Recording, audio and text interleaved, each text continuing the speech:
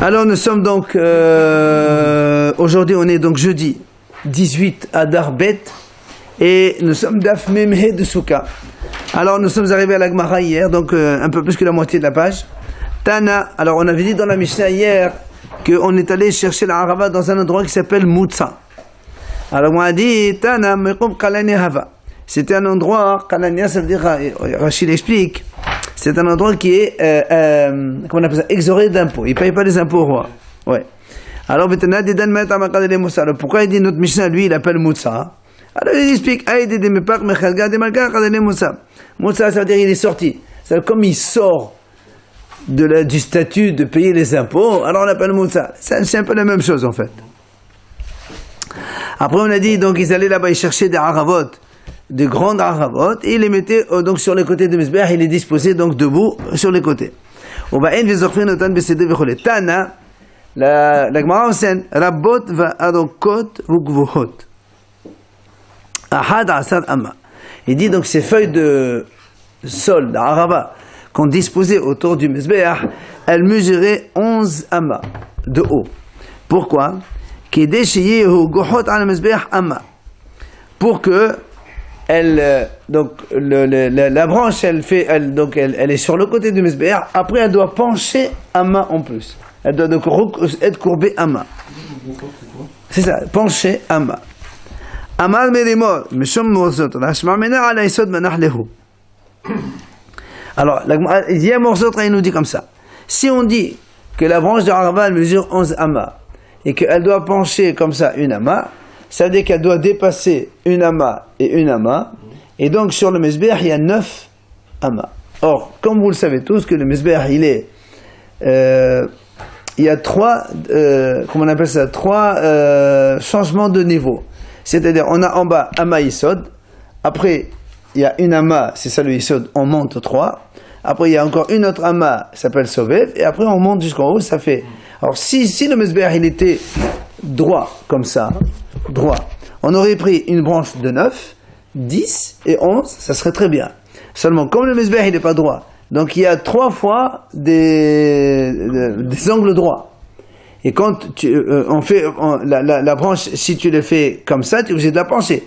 Si tu es obligé de la pencher, automatiquement, la longueur, elle est plus importante. C'est le vertical par rapport à la diagonale. La diagonale est toujours plus longue que la verticale.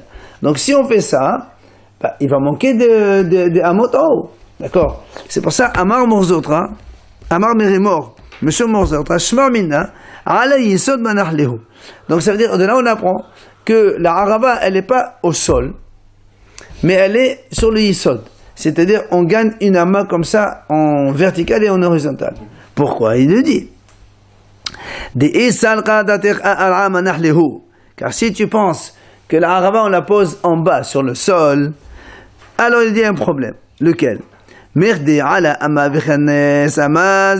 Comme on a dit, non. On monte une amma et rentre une amma, c'est le yesod. Ensuite, après tu montes 5 et tu fais une amma encore en entrant, c'est le sovev. Enfin, après tu montes encore 3 et tu arrives là où il y a les 4 coins du Mizbeach, puisque le Mizbeach faisait 9, plus les coins ça fait 10. Dans ces cas-là, la Gemara dit comment tu peux avoir donc penché une amma?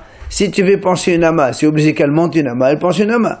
Et si tu la mets sur le sol, comme j'ai expliqué tout à l'heure, elle doit être en diagonale, et la diagonale elle fait beaucoup plus que 9 par rapport à la verticale.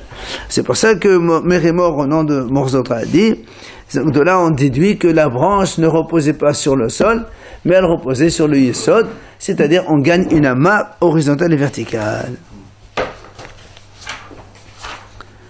Shmamina, là on dit Shmamina. Amar Rabbi Abahu, Me'ekra'a. Il dit, le Rabbi Abahu, Me'ekra'a, d'où on apprend dans le Pasouk que il faut que la Arava, elle monte sur le Mizbeach. Shne'emar, Esluhar ba'avotim, ad chanot ha-Mizbeach. Il est marqué, Esluhar ba'avotim, avotim, il dit, c'est-à-dire, Esru Melachon, Rachid explique, Esrou Melachon Osri la Gef, c'est-à-dire donc entouré, et Baravotim par des arbres, c'est-à-dire il faut entourer le Mesbéach par des branches de sol. Atranot Mesbéach jusqu'au coin du Mesbéach. Or, le coin du Mesbéach, il est haut d'une amas en plus, donc il faut monter une amas et redescendre une autre amas.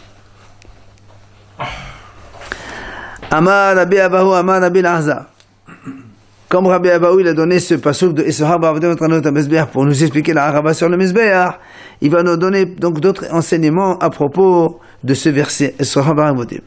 Donc il a dit Rabbi Abahu, nom de Rabbi Lazar, Kol hanotel le lulav be'egudo, be'adas ba'afoto, tout celui qui prend un lulav avec egudo, c'est-à-dire donc tous les trois espèces mélangées, enfin attachées, plus le etrog, be'adas ba'afoto et le hadas avec les trois branches à chaque fois, comme on sait tous, ma'ale alav hakatouv,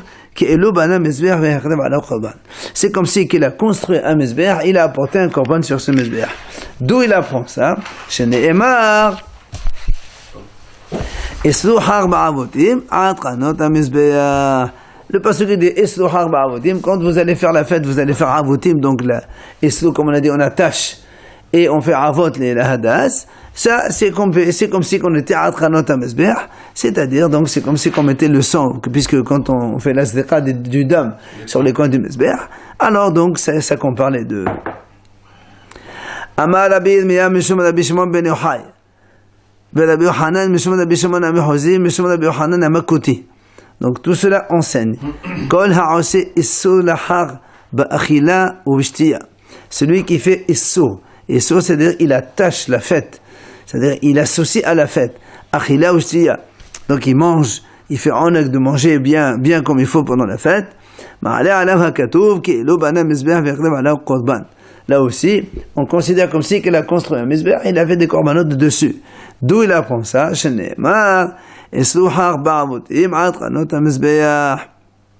Vous attachez la fête avec avotim, cette fois-ci, il explique dans un champ avé, c'est-à-dire des gros animaux. Dans ces cas-là, c'est comme comme on a dit, c'est comme si on apportait des korbanot sur le misbéach. La fête, c'est-à-dire toutes les fêtes? Oui, à Pesach, c'est bon, Tsukot.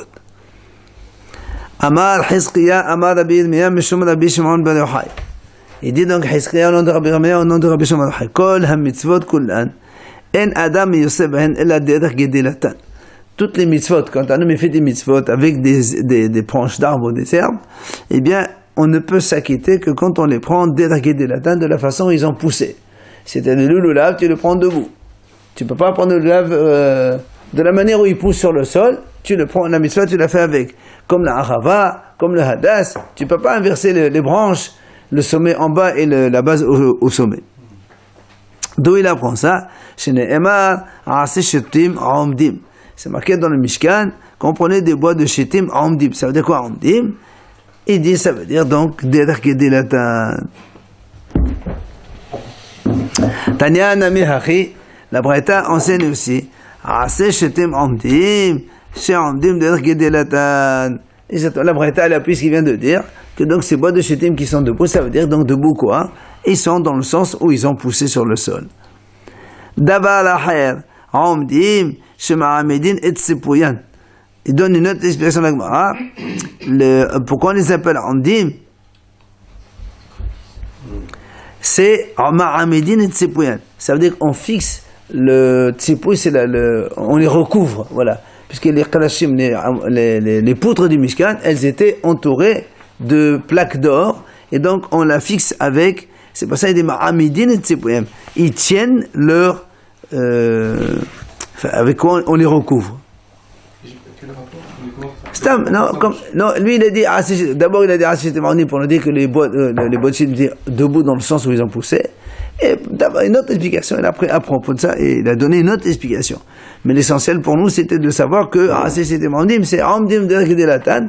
Comme les bois de Shittim ils étaient dans le sens de la pousse, toutes les mitzvot qu'on fait avec des branches, on les fait en fonction de leur pousse. D'abord il dit dans une autre explication. Shemé Tomar Abad Svaram Votel Sikuyan, Tamodomar Aseh Shetem Amdim Sheamdim Le'olam Ol'olmei Olamim. Il dit, est-ce que tu penses que, puisque le Mishkan, il a été maintenant caché, donc c'est terminé, les shachetim, ils sont terminés. Il dit non, monsieur. Amdim, ça veut dire, ils tiennent les olam, le olme, olamim. Ça veut dire que, dans les Atidavo, certainement qu'on va les reprendre et on va donc en faire des choses. C'est shachetim qui ont donc soutenu le Mishkan de Moshe.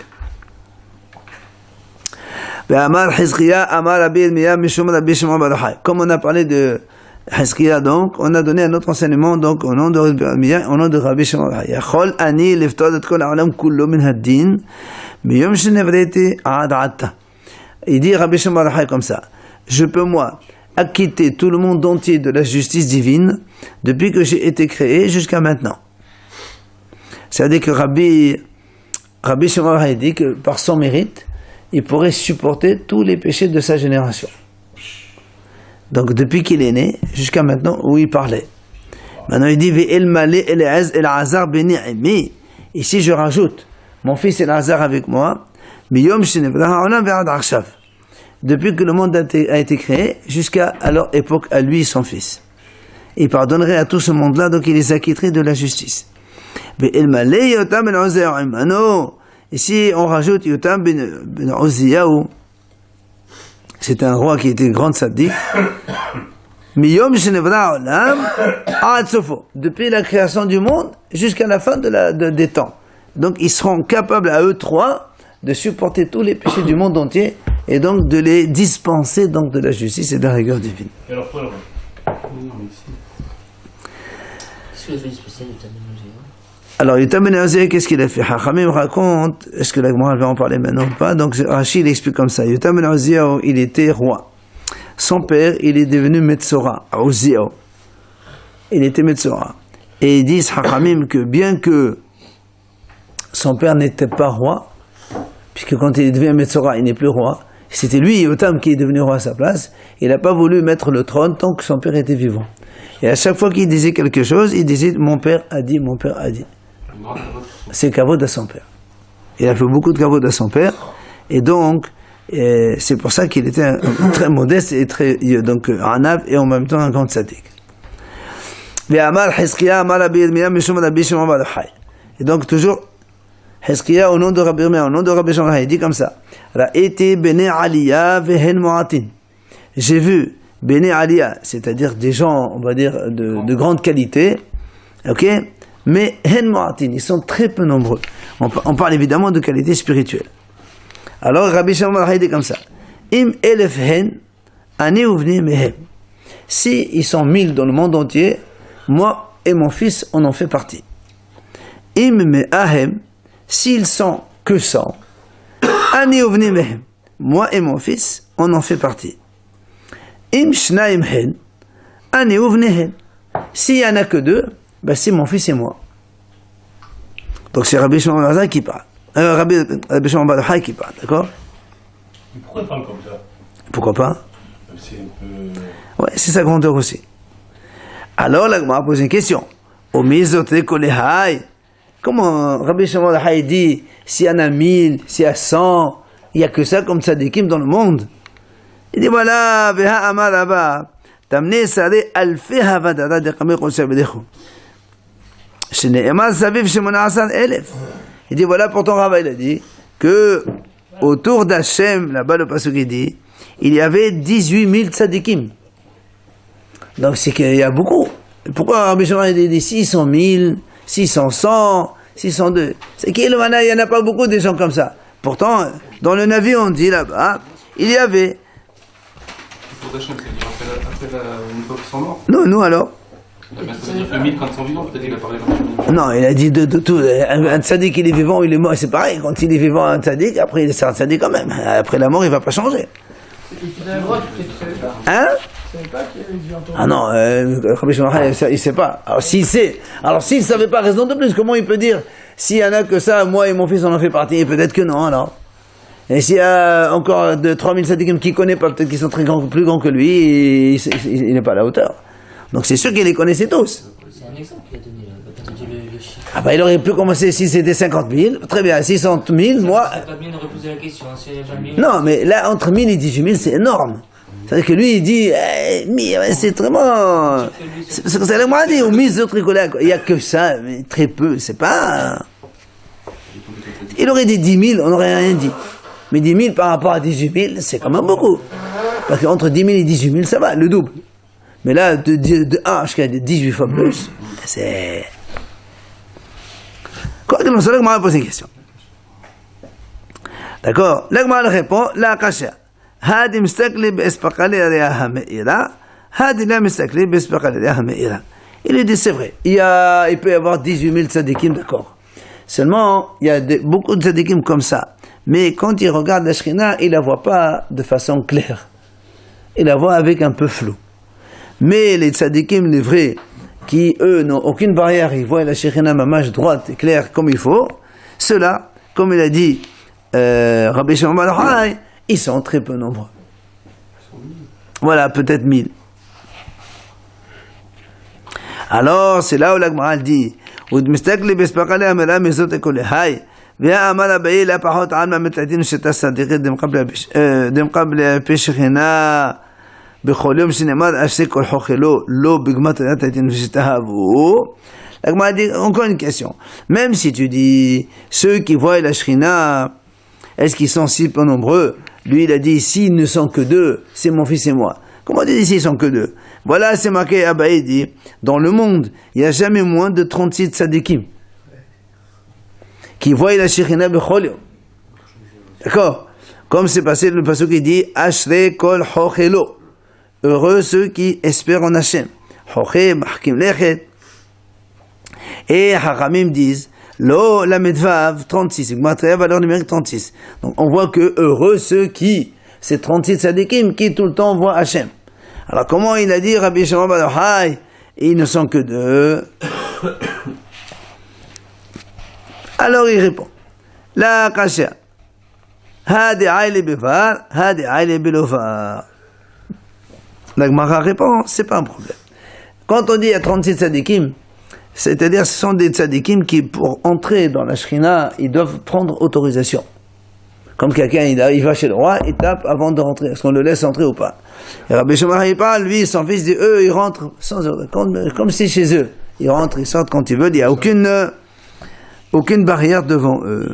Et là, c'est vrai qu'ils sont très peu. Après, on a dit dans la Mishnah, Besha'at Peteratan Mahin Omrim. Alors rappelez-vous, dans la Mishnah, on a dit quand les Kohanim ils finissaient les tours autour du Mizbeach, ils disaient Yofi lecha Mizbeach, Yofi lecha Mizbeach. Ça c'est Tanakama. Après Rabbi Elazar dit Omer liyah ulcha Mizbeach. Donc c'est au nom d'Hachem et à toi le Mizbeach. Et qu'il lui remercie Hachem, on a fait tout ça pour toi, pour ton kavod. Alors c'est là que je pose une question. Comment tu dis que les gens en partant de là-bas ils disaient Liya ou Lcha Mizbeach, c'est-à-dire à Hachem et à toi Mizbeach, c'est-à-dire ils associent le nom d'Hachem avec autre chose. Veha Betania, pourtant la Braïta a dit Kol Mishatef Shem Shamayim Bedavar Henakam Naolam, celui qui associe autre chose avec le nom d'Hachem, il est anéanti du monde. Alors comment cela, quand en partant de là-bas ils disent au nom d'Hachem et au Mizbeach, ils associent Hachem avec le Mizbeach, c'est pas bon, hein? La même chose, le Mizbeach Hachem. Ah non, c'est pas la même chose. Tu donnes le nom d'Hachem et tu ne peux pas l'associer avec autre chose. Sheneema B'til Hachem Levado, comme il est marqué dans le pasuk, et quand on a le nom d'Hachem, il est toujours seul, il n'est pas associé avec autre chose. Il réside là-bas. Hein? Il réside dans le Mizbeach. Oui, mais non, il ne réside pas là-bas, Hachem. On dit pas qu'il Hachem est mis sa Shekhinah là-bas, même si tu dis comme ça, mais on ne peut pas dire Hachem et le Mizbeach, c'est Hachem, c'est Hachem. C'est pour ça que l'Agmara répond. Achi Ka'amar, Liya nahnu mudim, mulcha nahnu mishabhin. Liya nahnu mudim, mulcha nahnu meqallisim. C'est pour ça donc il change la formulation. Il dit, à Hachem, nous on est modé, on remercie, et au Mizbeach, nahnu mishabhin. Donc ils ont mis une séparation, 2 phrases différentes, pour séparer le nom d'Hachem avec celui du Mizbeach. Ok? Ou bien, c'est la même chose. Après, on a dit dans la Mishnah, ce qu'on faisait en Hol, on faisait Shabbat, à la seule différence que le Shabbat, on ne pouvait pas aller chercher les haravot le jour du Shabbat même, donc on les prenait depuis la veille, on les mettait dans des vases, comme ça on maintenait leur fraîcheur. D'accord? Il vient après dans la Mishnah, on a dit, Rabbi Yochanan ben Bedoka, il disait, ce n'était pas des haravot comme était autour du Mizbeach, mais c'était des branches de palmier. Hadiyot shel diql. Ok? Ama Ravuna. Ma'eta ama de Rabbi Yochanan ben Bedoka. Quelle est la raison de Rabbi Yochanan ben Bedoka? Pourquoi il a dit que c'était pas des haravot, mais c'était des branches de palmier? Il dit, dirtiv, kapot. C'est marqué dans la Torah, kapot et marim. Kapot et marim, c'est quoi? C'est les branches de palmier. Ahad la lulav et ahad la mizbeach. Comme on lit kapot au pluriel, c'est qu'il y a deux. Alors donc c'est quoi les deux? Les branches de palmier, donc pour le lulav, et les autres, on mettait autour du mizbeach. On avait vu que c'était kapat sans vav, on avait vu, non? C'est ce qu'il va lui dire. Mais la banane amre, kapat qui était. Hachamim était des non, monsieur. Il y a marqué kapot. Nous on les capote, mais il y a marqué kapat sans vav. Donc, tu ne peux pas apprendre qu'il y avait deux différents. Il n'y avait qu'un seul, c'est celui de l'Oulav. Et pour le Mizbeach, on utilisait l'Arava et non pas des palmiers. Ça, c'est la vie de Chachamim, bien sûr.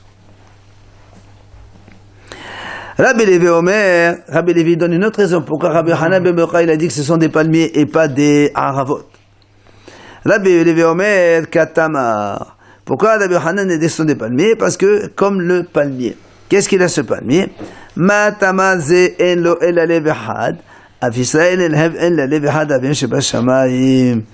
dit de la même façon que le palmier n'a qu'un seul tronc, il y a un cœur au milieu, il n'y a pas autre chose. C'est pas comme un arbre, il y a plein de branches à droite, des ramifications à droite à gauche. Là, il y a un seul cœur central et les feuilles sortent de chaque côté.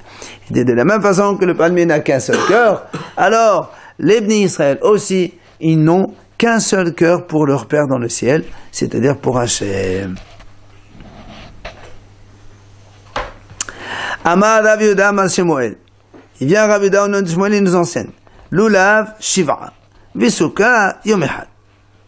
Il nous dit, le Shemuel, Rav Yehuda au nom de Shemuel comme ça. Le Lulav Shiva, c'est-à-dire le Lulav, on le prend pendant 7 jours et on fait chaque jour la bracha du Lulav. Mais Souka Yom Echad.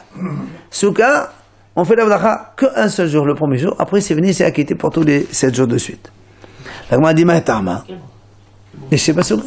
Mais c'est quand on mange du moti, on fait à chaque fois. C'est, mais lui, il nous dit les Sheba Souka, tu l'as fait une fois quand tu rentres, et c'est valable pour toute ta semaine.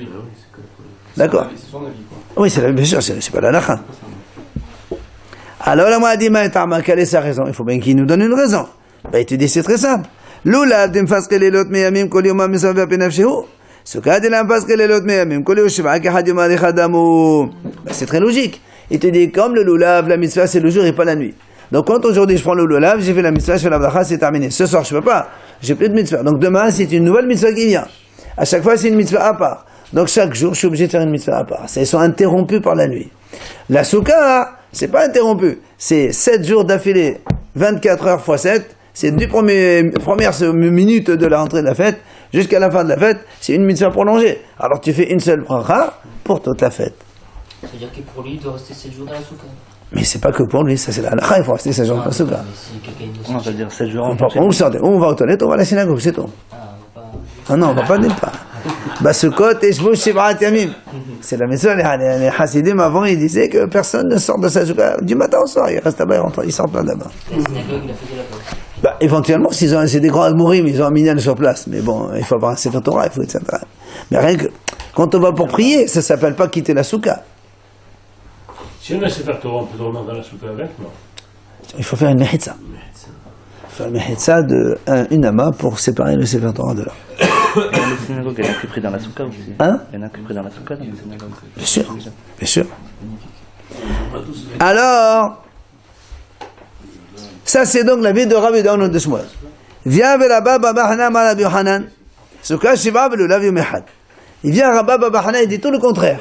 Il dit là Souka Shiva. Souka, il faut faire une bracha chaque jour, 7 jours.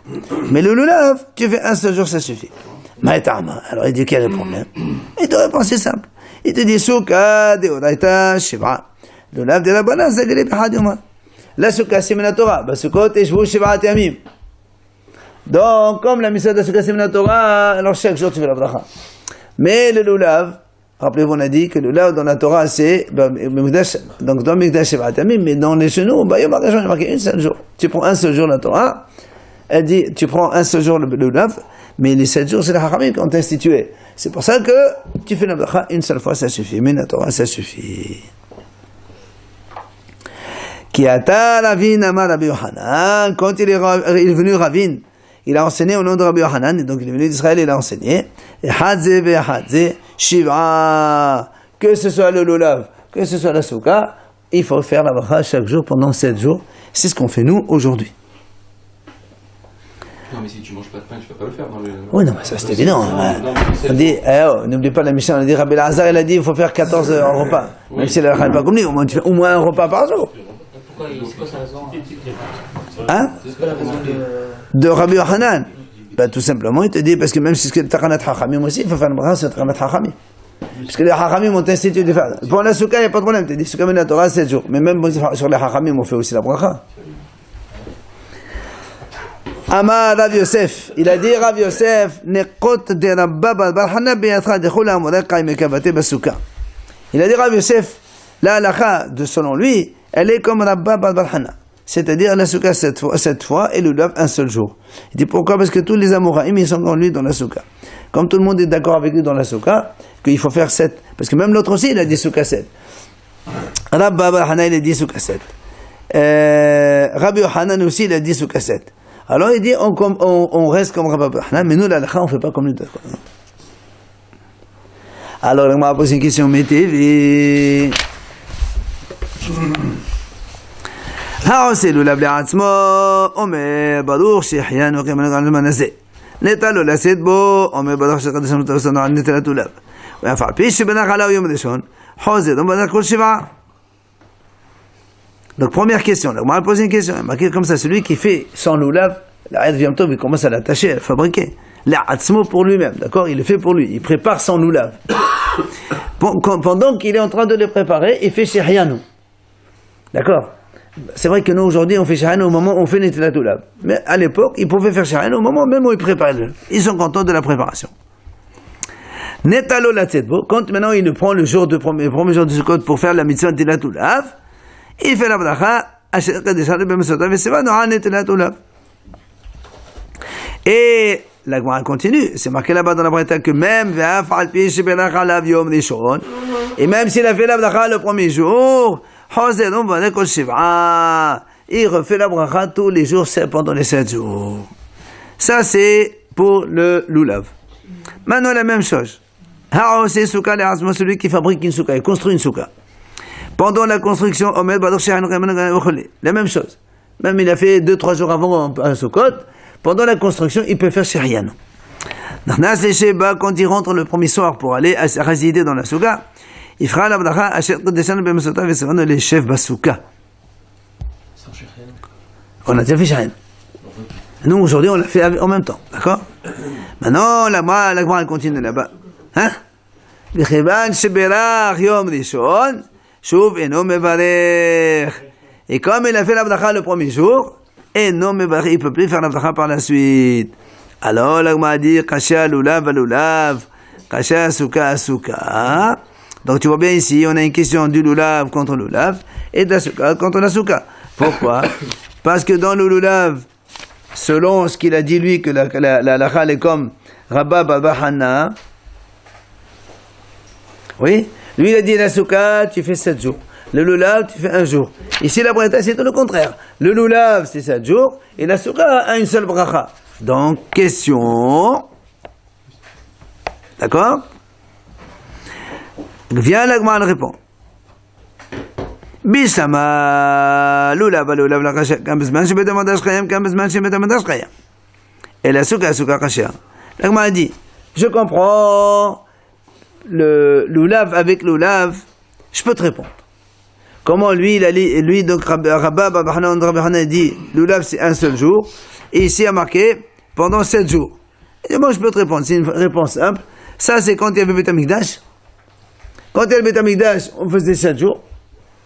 Et donc il faut faire la bracha tous les jours. Quand besoin c'est Beit Hamikdash, et maintenant qu'il n'y a pas le Beit Hamikdash, on fait 1 seul jour la bracha parce que même dans la Torah il y a 1 seul jour. D'accord? Sur le Sur le lulav. Mais comment tu réponds à la souka? Nous, ici, dans la souka, on a dit on fait la bracha une seule fois. Et là-bas, Rabba Hanan a dit il faut faire, donc sur la souka, il faut faire 7 jours. D'accord? Souka Shiva, il a dit. Comment tu réponds à cela? Tanaï, il lui dit, tu as raison, mais c'est un mahlouk de Tanaïm. Souka sur la souka, tu as un mahlouk de Tanaïm. Des Tania. Comme la Braïta dit, Tiflin, Kozman, Shemanichan, Mebadech Aleim, Devdei Rabbi. Hachamim omrim, Eno Mebadech Latashah Hadid Bilfat. Tu as dit ici, les Tfilin, il y a un mahlouk entre Rabbi et la Hachamim. Rabbi dit, à chaque fois qu'il met les Tiflin, il fait la bracha. Il les met à 8h, il fait la bracha, il veut les mettre à midi, il fait la bracha, il veut les mettre à 4h l'après-midi, il fait la bracha. Hachamim disent, non monsieur, Eno Mebadech Latashah Hadid Bilfat. Il ne fait que la bracha le matin, c'est valable toute la journée. C'est la même chose chez nous dans la souka. Donc selon Rabbi, à chaque fois qu'il met, il fait la bracha. Donc lui il dit dans la souka la même chose. Chaque fois que tu rentres pour manger dans la souka, tu fais les shiva souka. Et selon Hachamim, qui ont dit non, dès que tu mets les tefillin le matin, tu as toute la mission de la journée, ça va toute la journée.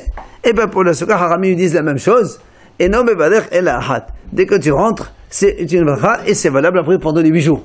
Parce que les 8 jours de la souka, ça forme 1. Comme dans les tefillin, toute la journée, ça forme 1. Pas la nuit, parce que la nuit, il n'y a pas tombé de tefillin. Oui.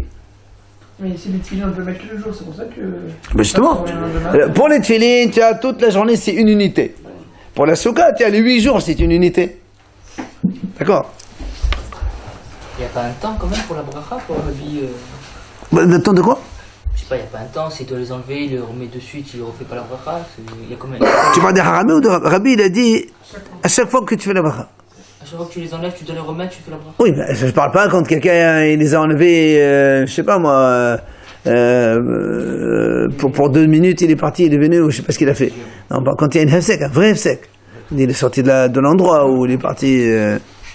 D'accord? Donc finalement,